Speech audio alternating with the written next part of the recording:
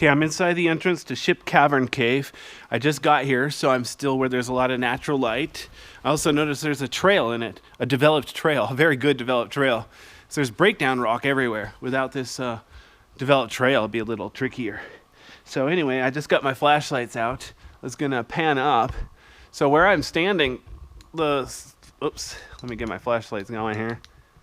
The ceiling's gotta be 20 feet tall. It's huge. And then there's some sort of a ledge up there and some sort of animal nest on it. Kind of interesting. So anyway, let me pan back down so you can keep an eye on this walkway here. Still quite a bit of natural light here. I'm going to go ahead and turn on the flashlight so it comes out a little brighter.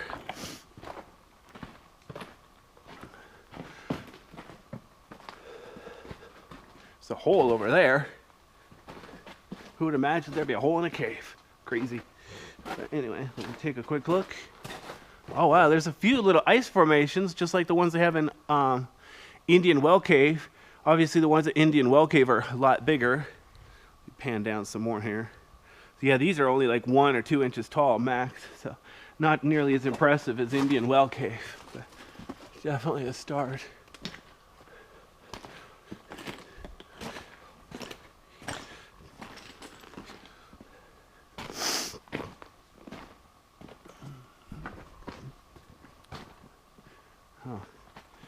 The trail is still a bit uneven.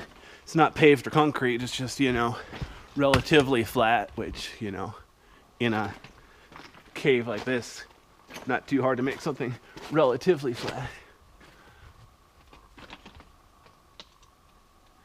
There's a lot of formations here. Anyway.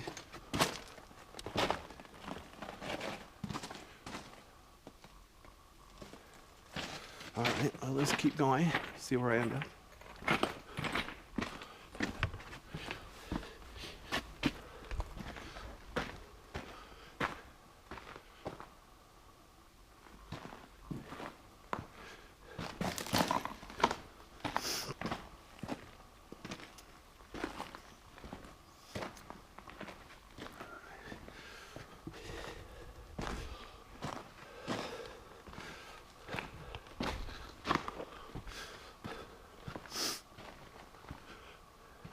Notice the head of the cave does seem to slope down a bit and maybe even get lower ceiling too.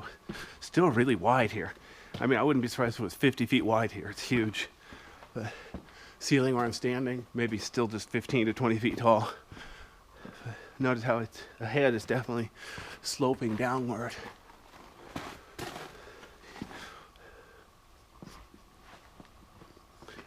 Interesting. Wow. So it's interesting. This is not smooth walled at all. This is, breakdown. Everything's breakdown. There's like no original tube here, but we're seeing it be at a dead end. But you know what that means? Well, I mean, who knows how far the actual tube goes? It probably sloped down here or something. I mean, it could keep going. We just can't go through it because it's full of rock. Oh shoot, there's a bat above me. I'm gonna have to be quiet. I just gotta check out this real quick. Yeah, there's a bat above me. I'm just gonna turn around and go back. Whoops. Okay, well, back we go then. Okay, well. Okay, so there's one bat in here hibernating right at the end. Right where the ceiling's low, too. The ceiling's only like, 8 feet low right there. So looking ahead, you can see the natural light of the entrance.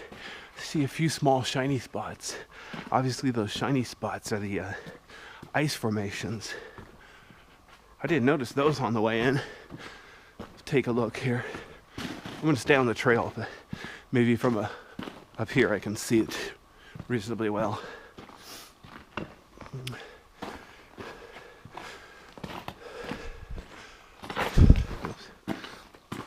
Even on the trail, there's a lot of loose gravel. Oops.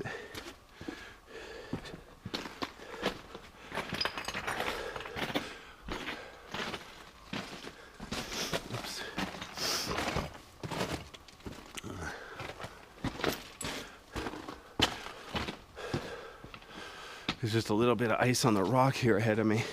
It's just a thin glaze, probably less than half an inch thick. Not really worth mentioning compared to the other caves. But since it's a dead-end cave, there isn't much airflow. Oh, what's weird though, it's got a big entrance though, so that's probably how all that cold air is getting in.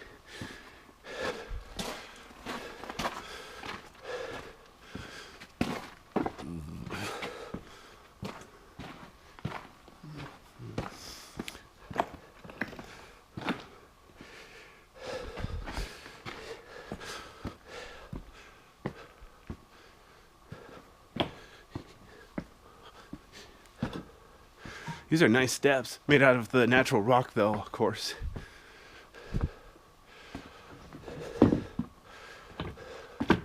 Okay, well, there we are. There's, shoot, whatever cave I'm in. So now, I'm just gonna stay on this trail all the way up. So there's Robin Cave, and here's the trail. I could have come down if I knew what I was doing. Wow, this is a lot easier than scrambling over rocks concealed by snow. Although you'll notice, just before the actual top, the trail is concealed because this is no longer a tourist cave. So yeah, although I am allowed to be here, it's obviously not closed. If it was closed, there'd be a sign saying closed. It's one good thing they do right about here. The important stuff's labeled. All right, so there we are. There's Robin Cave and that other cave, I can't remember the name.